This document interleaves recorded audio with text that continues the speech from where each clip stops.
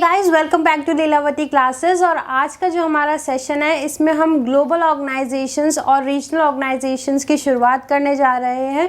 जैसा कि हम सब जानते ही हैं कि इन ऑर्गेनाइजेशन से अक्सर ज़्यादातर हर पेपर में क्वेश्चंस पूछे जाते हैं, वेदर या तो वो उनके मेंबर्स को लेकर होता है या फिर ये ऑर्गेनाइजेशन वर्ल्ड में किस रीजन को रिप्रेजेंट कर रही है उससे लेकर भी क्वेश्चंस हो सकता है, या फिर कहाँ पर इसका हेडक्वार्टर है। ऐसे डिफरेंट टाइप्स के क्वेश्चंस पूछे जाते हैं। तो इस सीरीज़ में हम लोग एक एक ऑर्गेनाइजेशन को कवर करेंगे, साथ साथ ये भी देखेंगे कि कैसे इन ऑर्गेनाइजेशंस के मेंबर्स को याद कर सकते हैं आसान ट्रिक से। तो चलिए आज का क्लास शुरू करते हैं, जिसमें आज की हमारी जो पहली ऑर्गेनाइजेशन है वो एक रीजनल ऑर्गेनाइजेशन है और उसका नाम क्या है, ASEAN. That is stands for association of south east Asian Nations. तो चलिए एक बार इसका फ्लैग और इसका एम्बलम देख लेते हैं जो इसे डिनोट करता है। तो देखिए ये है आसियान, ठीक है। अभी हम इसकी लोकेशन देखेंगे कि ये वर्ल्ड में किस रीजन को डिनोट करती है, साथ साथ कौन कौन सी मेंबर कंट्रीज़ हैं जिन्हें हम ट्रिक से याद करेंगे। तो एक बार आप इसका फ्लैग और इसके एम्बलम पे नज़र डाल लीजिए, और जो इसकी फुल फॉर्म है जो ज़्यादातर आपको याद होनी चाहिए, ASEAN is a short for association of south east Asian nation. आगे अगर हम इसकी बात करें तो देखो आसियान इन द वर्ल्ड, यानी कि आप देखेंगे ये पूरा वर्ल्ड मैप है, ठीक है। इस वर्ल्ड मैप में जब हम वर्ल्ड मैप की सीरीज़ लेकर आएंगे तो आपको सारे कॉन्टिनेंट्स और सारे कंट्रीज़ के हम डिटेल में बात करेंगे। अभी के लिए क्योंकि हम आसियान को देख रहे हैं वर्ल्ड में, तो अगर हम बात करें आसियान बिल्कुल एक एशियन कॉन्टिनेंट, आप देख सकते हैं कि एशियन कॉन्टिनेंट के किसी पार्ट में लाई कर रहा है, ओके। तो एशिया का भी अगर हम बात करें तो एशिया को हम डिफरेंट पार्ट्स में, क्योंकि बहुत बड़ा कॉन्टिनेंट है या ये कह लीजिए सबसे बड़ा कॉन्टिनेंट है, तो डिफरेंट पार्ट्स में हमने इसे बांटा है एशिया को। तो एशिया के ये साउथ ईस्ट अगर आप बात करें, so this is north of Asia, okay, this is your central Asia, this is west Asia जहाँ पर आपके ईरान एंड सो ऑन आएगा। देन इंडिया जो आपका पोर्शन आएगा, इंडिया एंड इट्स नेबरिंग जो साउथ एशिया बनाती हैं। और अगर हम इस पोर्शन की बात करें जो यहाँ पर ग्रीन से हाईलाइटेड है, this denotes south east Asia, okay. तो जो आसियान है ये वर्ल्ड में कहाँ पर है, अगर आप किसी को बताएंगे तो आप आसानी से कह सकते हैं कि ASEAN denotes the south east Asia part in the world. अब बात करते हैं, अगर हम आसियान को कंट्रीज़ देखें तो देखिए आसियान जो है, अगर आप पूरे वर्ल्ड को, अब मैंने साउथ ईस्ट एशिया पार्ट निकाल लिया है और उसमें साउथ ईस्ट एशिया में ये कंट्रीज़ आती हैं, ओके। अगर हम overall south east Asian countries की बात करें, ध्यान दीजिए यहाँ मैं एशियन कंट्रीज़ में साउथ ईस्ट एशियन कंट्रीज़ की बात कर रही हूँ, ना कि आसियान कंट्रीज़ की, ओके। तो अगर हम साउथ ईस्ट यानी कि दक्षिणी पूर्व देशों की बात करेंगे, जो एशिया के दक्षिण पूर्व देश हैं, वो क्या हैं, पूरे ये हैं जो डिनोट कर रहे हैं, ओके। दक्षिण पूर्व एशिया देशों की अगर हम बात करें तो इनकी संख्या होती है 11, ठीक। जब हम वर्ल्ड मैप लेकर आएंगे तब आपको ये और अच्छे से समझ में आएगा। इन 11 देशों में से जो दक्षिण पूर्वी एशियाई बनाते हैं उसमें से 10 देश हैं जो आसियान कंट्रीज़ बनाते हैं, ठीक है। तो एक क्वेश्चन तो यहाँ पर यही बनता है कि कौन सा वो एक ऐसा देश है जो आसियान में शामिल नहीं है, ठीक। इसका जवाब अभी आपको आगे मिल जाएगा। तो चलिए अब मूव ऑन करते हैं आसियान कंट्रीज पर। चलिए तो आसियान की कंट्रीज अगर हम एक बार देखें तो देखो म्यांमार, जिसे आप बर्मा कहते हैं, और इसको कैसे याद करेंगे, देखो एडजेसेंट टू इंडिया, ये रहा आपका इंडिया। अगर आप यहाँ पर देखें ये इंडिया है, इंडिया के एडजेसेंट से ही शुरू हो गई हैं एकदम साउथ ईस्ट एशियन कंट्रीज। तो सबसे पहली कंट्री जो है वो क्या है, म्यांमार, जो किसका पार्ट है, आसियान कंट्रीज का भी पार्ट है। उसके बाद आता है म्यांमार के बाद आप ये येलो पोर्शन देखें, this is Thailand, then Laos, Cambodia and Vietnam. तो this is set of 5 countries जो बिल्कुल एडजेसेंट टू इंडिया हैं। अगर हम इंडिया से चलें ईस्ट की तरफ तो हमें ये कंट्रीज लाइन से मिलेंगी, सबसे पहले म्यांमार, फिर Thailand, then Laos, Cambodia and Vietnam. तो 5 कंट्रीज समझ में आ गई हैं आसियान की। अब चलिए रेस्ट 5 कंट्रीज की अगर हम बात करें तो देखो थाईलैंड से जब हम साउथ की तरफ आएंगे, we found a country Malaysia, ठीक। उसी के बॉटम में हमें दूसरी कंट्री मिलेगी, दैट इज सिंगापुर।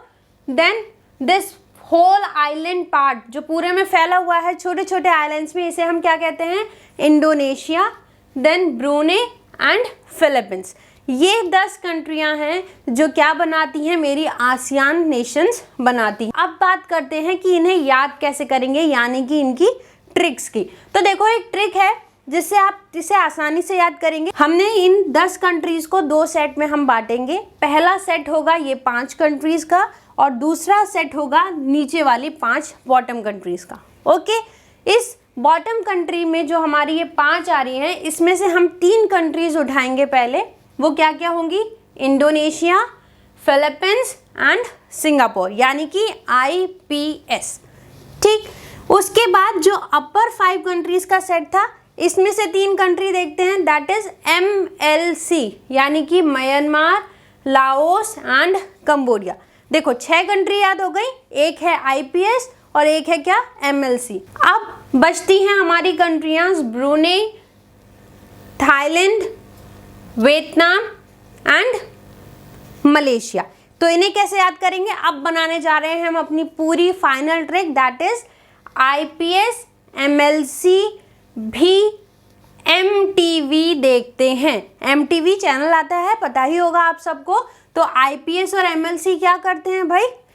ये भी IPS और MLC भी MTV देखते हैं। तो याद करिए और ट्रिक बोलिए। चलिए, IPS समझ में आ गया था, MLC देख लिया, भी का मतलब यहाँ पे क्या है? भी यानी बी से आप क्या लेंगे? ब्रुनेई। और MTV क्या बता रहा है यहाँ पर? Malaysia, Thailand and Vietnam. Simple सी ट्रिक, IPS MLC भी MTV देखते हैं। चलिए अब बात करें अगर हम आसियान की, तो आसियान क्या है? जैसा मैंने शुरुआत में भी बताया कि ये एक रीजनल ऑर्गेनाइजेशन है। ठीक, एक क्षेत्रीय संगठन है। तो ये एक रीजनल इंटर गवर्नमेंटल ऑर्गेनाइजेशन है, यानी कि क्षेत्रीय अंतर सरकारी संगठन है। ठीक, हिंदी में भी बोल रही हूँ ताकि और अच्छे से ज़्यादा ये समझ में आए। तो ये क्या है? एक क्षेत्रीय अंतर सरकारी संगठन है जो 10 साउथ ईस्ट एशिया कंट्रीज को मिलाकर बना है। अब इसकी ज़रूरत क्यों पड़ी? तो इसकी ज़रूरत इसलिए पड़ी ताकि ये अपने मेंबर्स के बीच में और साथ साथ जो दूसरे देश हैं एशिया के, उनके बीच में क्या बढ़ाए? आर्थिक, राजनीतिक, सुरक्षा, शैक्षणिक संबंधी गतिविधियों को बढ़ाए, उनका एकीकरण करे और साथ साथ अंतर सरकारीय सहयोग को बढ़ावा दे। यानी कि ये प्रमोट करे इंटर गवर्नमेंटल कॉरपोरेशन और फैसिलिटेट करे economic, political, security, military, educational and socio cultural integration among its member and other countries of Asia. सिर्फ आसियान की 10 कंट्रीज़ के बीच में ही इसे सहयोग को बढ़ावा नहीं देना है, बल्कि जो दूसरी एशिया की कंट्रीज़ हैं उनके साथ भी इन सबको बढ़ाना है और सबका इंटीग्रेशन करना है, यानी कि एकीकरण करना है। साथ साथ नेक्स्ट जो मेन क्वेश्चन बनता है किसी भी ऑर्गेनाइजेशन को लेकर, वो होता है कि उसका हेडक्वार्टर कहाँ है या फिर उसका सेक्रेटेरिएट कहाँ है। तो आसियान का कहाँ पर है? Jakarta, Indonesia. ठीक, साथ साथ इसकी बात करें तो इसमें 10 सदस्य देश हैं, यानी कि 10 मेंबर कंट्रीज हैं और 2 ऑब्जर्वर यानी कि 2 पर्यवेक्षक देश भी शामिल हैं। और वो 2 ऑब्जर्वर कौन कौन से हैं? Papua New Guinea and Timor Leste. अब आसियान कब बना और कैसे बना, इसके बारे में थोड़ी सी जानकारी ले लेते हैं। आसियान से पहले एक और संस्था थी जिसका नाम था association of south east Asia. इसमें जो सदस्य शामिल थे वो थे Thailand, Philippines and the federation of Malaya. तो ASA को हटाकर जब आसियान बनाया गया 1967 में, तो इसमें 5 देश थे जो इसके फाउंडिंग मेंबर्स के तौर पर उतरे और वो थे Indonesia, Malaysia, Philippines, Singapore and Thailand. In 5 country ने एक डिक्लेरेशन, एक घोषणा पत्र साइन किया जिसका नाम रखा गया आसियान डिक्लेरेशन, या फिर जिसे हम बैंकॉक डिक्लेरेशन के नाम से भी जानते हैं, क्योंकि ये कहाँ साइन हुआ था? थाईलैंड में साइन हुआ था। थाईलैंड की कैपिटल बैंकॉक है, जैसा कि हम सब जानते ही हैं। ठीक, तो आसियान कैसे बना है? आप ये 2 चीज़ें याद रखिएगा। एक, ये 1967 में बना, ओके, 8 अगस्त 1967, और दूसरा इसे 5 इसके फाउंडिंग मेंबर्स थे जिन्होंने इसे बनाया आसियान डिक्लेरेशन साइन करके। उसके साथ साथ आसियान में जो नेक्स्ट मेंबर जुड़े वो था ब्रुनेई, एज 6th मेंबर इसने आसियान को ज्वाइन किया। उसके बाद वियतनाम इसका सदस्य बना, फिर लाओस एंड म्यांमार, और एट लास्ट जो 10th कंट्री अब आसियान में जुड़ी है उसका नाम क्या है? कंबोडिया। और ये कब जुड़ी? 1999 में। तो काफ़ी पुरानी संस्था है, इसलिए ज़्यादातर पेपर में पूछी भी जाती है और अधिकतर न्यूज़ में भी बनी रहती है। इसलिए ध्यान से सारी चीज़ों को याद रखिएगा कि कब आसियान बनी, इससे पहले आसियान से पहले कौन सी संस्था थी, किस किस ने मिलकर आसियान को बनाया, क्या साइन हुआ, कौन सा घोषणा पत्र इसे लाया गया है इसे बनाने के लिए। ठीक, तो ये तो बात हो गई आसियान की। अब जैसा अभी हमने देखा था कि आसियान बनाई इसलिए गई ताकि वो सहयोग को बढ़ावा दे, एकीकरण को बढ़ावा दे अपने सदस्यों के बीच में, साथ साथ जो एशिया की दूसरी कंट्रीज़ हैं उनके बीच में भी। इसी मेन मोटो को ध्यान में रखते हुए आसियान बहुत सारी ग्रुपिंग्स और भी ज्वाइन करता है, जिसमें सबसे पहली ग्रुपिंग जो आसियान ने बनाई वो थी ASEAN+3। ASEAN+3 का मतलब आसियान के 10 सदस्य देश तो शामिल है ही हैं, साथ साथ 3 और एशिया के देशों को इसमें जोड़ा गया। और वो जो 3 देश थे वो कौन कौन से थे? China, south Korea and Japan. यानी कि आसियान ने जो साउथ ईस्ट नेशंस थे उन्होंने सबसे पहले जो एशिया के ईस्ट नेशंस हैं, यानी कि जो एशिया के पूर्वी देश थे, उनसे अपना सहयोग बढ़ाने की बात करी और इसी के आधार पर ASEAN+3 बना, जिसमें आसियान के साथ चाइना, साउथ कोरिया और जापान को जोड़ा गया। और ये कब बना?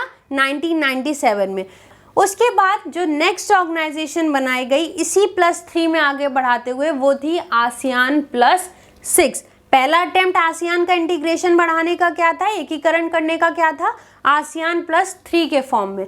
अब जो दूसरा स्टेप आया आसियान का वो क्या था? ASEAN+6, यानी कि आसियान, ठीक है, ये ग्रीन कलर आपको सारा दिख रहा होगा, ये आसियान कंट्रीज़ हैं, इसमें +3 किया, यानी कि चाइना, साउथ कोरिया और जापान। कंट्रीज़ का नाम बोलिए ताकि और अच्छे से आपको याद होता रहे। ठीक, आसियान के साथ +3 में कौन कौन आया? चाइना, साउथ कोरिया और जापान। लेकिन अब हम बात क्या कर रहे हैं? +6 की, मतलब और ज़्यादा सहयोग और ज़्यादा एकीकरण बढ़ाने के लिए आसियान ने क्या ऑर्गेनाइजेशन बनाई? ASEAN+6, जिसमें उसने +3 के साथ 3 और देशों को जोड़ा। जैसा कि अभी वो अपने आसियान से नॉर्थ की तरफ गया था, अब आसियान से साउथ की तरफ आया, यानी कि उसने इंडिया को जोड़ा, ऑस्ट्रेलिया और न्यूजीलैंड को अपना सदस्य बनाया। आसियान में ये सदस्य नहीं बन रहे हैं, ये ध्यान रखिएगा, ये एक नई और रीजनल ग्रुपिंग बना रहे हैं, एक नई और क्षेत्रीय संगठन बना रहे हैं और उसका नाम क्या बन रहा है? ASEAN+3 या ASEAN+6। ठीक है, तो अगर हम ASEAN+6 की बात करेंगे तो कौन कौन से देश आ जाएंगे? आसियान के आ जाएंगे, यानी कि IPS MLC भी MTV देखते हैं, उसमें हम क्या जोड़ देंगे? China, south Korea and Japan plus India, Australia and New Zealand. Okay, तो ये बन गया आपका ASEAN+6। अब ध्यान रखिए ASEAN+6 को ही अर्लियर टाइम्स में पहले इसको ही ईस्ट एशिया समिट के नाम से जाना जाता था। ठीक, ध्यान रखिएगा, इसी ASEAN+6 को अर्लियर टाइम्स में किस नाम से जाना जाता था? ईस्ट एशिया समिट के नाम से। चलिए, ये तो बात हो गई ASEAN+6 की। साथ साथ बात करते हैं, अब एक और नई संस्था बनी, आसियान ने अपने आप को और बढ़ाया ASEAN+8 के नाम से। ASEAN+8 को याद रखने के लिए 2 चीज़ें याद रखनी बहुत ज़रूरी हैं। जब हमने ASEAN+3 की बात करी थी तो हमने देखा कि आसियान ने अपने साथ कुछ और एशियन कंट्रीज़ को जोड़ा। वहीं जब हम ASEAN+6 पर आए तो रिकॉल कीजिए, हमने देखा कि इसने 3 कंट्रीज़ को और जोड़ा था, जिसमें एक कॉन्टिनेंट से भी इसने कंट्री ली, यानी कि ऑस्ट्रेलियन कॉन्टिनेंट से इसने ऑस्ट्रेलिया लिया।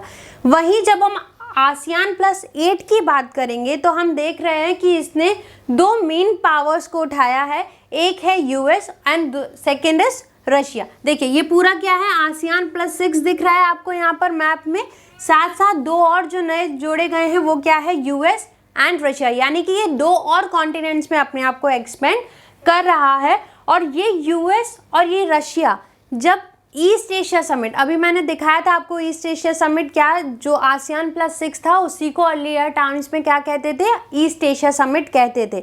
जब उस ईस्ट एशिया समिट का 6th समिट हुआ उस साल, यानी कि 2011 में ही ये ASEAN+8 संस्था बनी और इसमें US और रशिया को जोड़ा गया। इसी के बाद से अब जो ईस्ट एशिया समिट है उसमें हम क्या बात करते हैं? ASEAN+8 की बात करते हैं, ना कि ASEAN+6 की बात करते हैं। तो इतनी बार आ रहा है ईस्ट एशिया समिट, तो थोड़ा सा इस पे भी ध्यान दे देते हैं। ईस्ट एशिया समिट क्या है? ये एक क्षेत्रीय मंच है, यानी कि ये एक रीजनल फोरम है जो हर साल होता है और पहले इसमें 16 कंट्रीज थी, जैसा कि हमने देखा कि आसियान +6 को पहले क्या कहा जाता था, ईस्ट एशिया समिट। लेकिन अब करंट में इसकी मेंबर्स की संख्या कितनी है, 18 है, और अब इसे क्या कहा जाता है, आसियान +8 भी हम इसे कह सकते हैं। और ये कब हुआ है, जब 6th समिट हुआ ईस्ट एशिया का और उसमें यूएस और रशिया को जोड़ा गया। ओके, और इसका जो पहला समिट था वो कहाँ हुआ था, कुआलालंपुर मलेशिया में 2005 में। तो आई होप कि अब आपको आसियान और आसियान से रिलेटेड जो भी ऑर्गेनाइजेशंस बनी हैं उनके बारे में समझ में आ गया होगा। ट्रिक को रिवाइज कीजिएगा और मैप्स पर इन कंट्रीज की लोकेशन देखने की कोशिश कीजिए ताकि और अच्छे से ये आपको याद होती रहे। नेक्स्ट टाइम मिलते हैं एक नई ऑर्गेनाइजेशन के साथ। Till then take care, good bye.